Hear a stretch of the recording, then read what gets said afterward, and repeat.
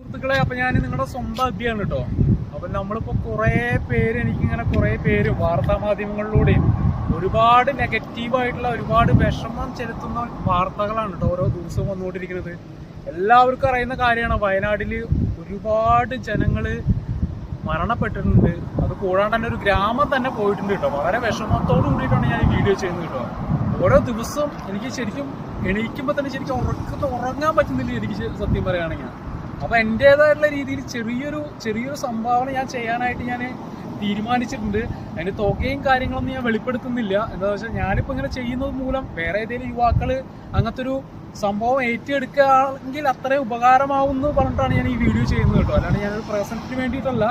അത് കൂടാണ്ട് തന്നെ എനിക്കറിയാം മണ്ണിടിച്ചലിന്റെ വ്യാപ്തി എത്രത്തോളം ഉണ്ട് എന്നുള്ളത് എനിക്കറിയാം. എന്താണെന്ന് വെച്ചാൽ എൻ്റെ വീടിന്റെ ബാക്കിൽ മണ്ണിടിച്ചിട്ട് ആ അവസ്ഥ അനുഭവിച്ചിട്ടുള്ള ആളാണ് ഞാൻ. എൻ്റെ വീടിന്റെ ബാക്കത്തെ ഒരു സൈഡ് മൊത്തം പോയിട്ടുള്ളൊരു വ്യക്തിയാണ് ഞാൻ. ആ വീഡിയോ ഞാൻ